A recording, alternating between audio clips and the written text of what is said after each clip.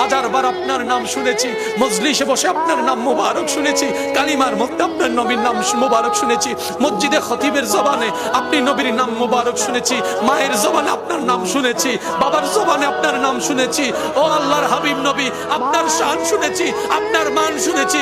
দেখার কোনো সৌভাগ্য এই অদমের হয় নাই, আমাদের হয় নাই, আমাদের হয় নাই, আমাদের হয় নাই। হাদিসে বলা হয়েছে, ইয়া রাসূলুল্লাহ, আপনি বলেছেন যে আমাকে দেখলো জাহান্নাম তার উপর হারাম হয়ে যাবে, জাহান্নাম তার উপর হারাম হয়ে যাবে। যে মান রানি ফিল মানাম, যে আমাকে দেখলো সে সত্যি আমাকে দেখলো।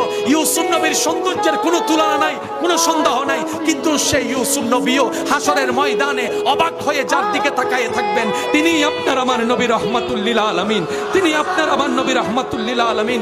আল্লাহ ভালোবেসে কাউকে সফিউল্লাহ বলেছেন, কাউকে কলিমুল্লাহ বানিয়েছেন, কাউকে রুহুল্লাহ বানিয়েছেন, কাউকে খলিলুল্লাহ বানিয়েছেন, কাউকে জবিহুল্লাহ বানিয়েছেন, কিন্তু আপনার আমার নবীকে রব্বুল আলামিন নিজেই হাবিবুল্লাহ বানিয়েছেন, হাবিবুল্লাহ বানিয়েছেন।